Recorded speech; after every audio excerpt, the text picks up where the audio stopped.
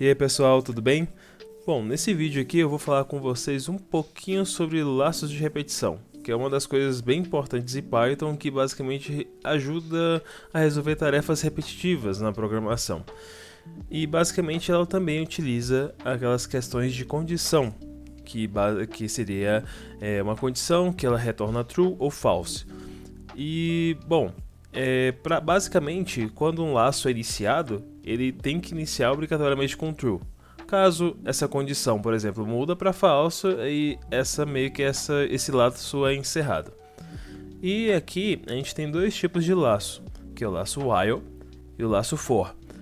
O while ele é utilizado quando não sabemos a quantidade de repetições aquele bloco vai ter. E já o for a gente utiliza justamente quando a gente sabe a quantidade de repetição. Então a gente pode variar um pouquinho aí. Aqui eu já coloquei alguns exemplos aqui embaixo. E basicamente eu criei uma variável com o nome contador e ela vai iniciar com o valor 0. Aí para criar o bloco do while é bem simples, a gente escreve while, espaço, aqui a gente coloca a condição e após a condição a gente coloca dois pontos. E lembrando que, provavelmente eu não falei sobre isso na aula de if, por exemplo, mas é muito importante ficar de olho na indentação. A indentação é basicamente o bloco do código aqui, como ele está posicionado. Vocês podem ver aqui que depois do while e dos dois pontos, ele tem algumas opções aqui, que seria o print e aquele contador. E tem um espacinho aqui.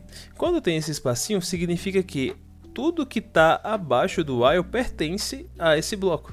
Porque se você tivesse colocado, por exemplo, tudo junto, isso significaria que não tem nada no bloco do while. Então no Python, ele utiliza esse espacinho que basicamente ele fala que tudo que está dentro desse espaço aqui, tudo que está nesse espaço aqui, e eu estou me embolando,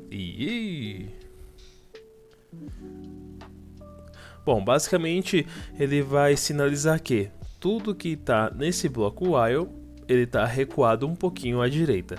Bom, aqui a gente tem nossa condição, que seria o contador quando ele for menor ou igual a 10, ele vai dar um print dizendo que o contador está no caso, vai mostrar o número do contador. E embaixo vocês podem ver que o contador ele recebe um sinal de mais igual a 1. Ou seja, a cada interação ele vai adicionar mais 1 no contador. Ou seja, na primeira interação ele começa com 0, ele vai imprimir o valor de 0. Depois disso ele vai adicionar 1. Ou seja, o valor era 0, aí agora ele vira 1. Aí na próxima repetição, aí eu vou mostrar aqui para vocês entenderem mais ou menos o que eu estou querendo dizer. Executando aqui, vocês podem ver que ele repetiu esse print 11 vezes. Ele começou do 0, foi até o 10. E cada interação aqui, ele foi imprimindo uma linha aqui com print.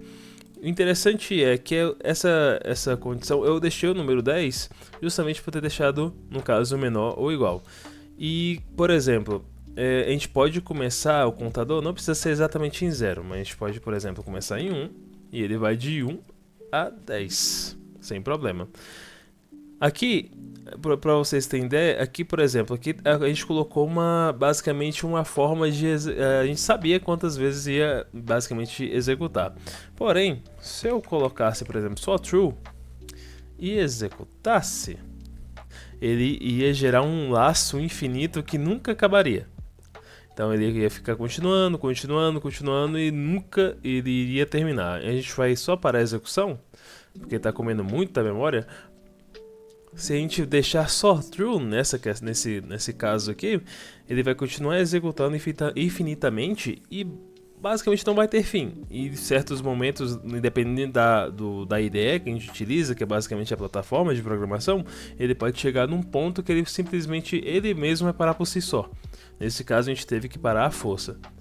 O outro laço aqui que eu coloquei de exemplo, deixa eu só voltar para a forma que estava, é o for. O for, como eu falei para vocês, ele basicamente também é um laço, só que o interessante é que a gente pode colocar basicamente a quantidade de repetições que a gente quer fazer. Por exemplo, aqui eu fiz, vai funcionar da mesma forma que o while, que a gente tinha criado o while. Eu vou executar ele. e ele executou de 0 a 10. Aí você me pergunta, ué, mas eu coloquei aqui for, no caso o contador, a gente criou um contador em range 11. No caso, essa é a forma de você criar um for com uma quantidade determinada de repetições. Aí você me pergunta por que eu coloquei 11 e aqui terminou em 10. Essa parte aqui do for, por exemplo, se eu quero que o laço acabe em 10, a gente tem que sempre colocar um número a mais. Porque se eu colocasse aqui 10 e executasse isso daqui, ele iria até o 9. Ou seja, ele começou do 9, do 0 até o 9. Aqui foram 10 interações.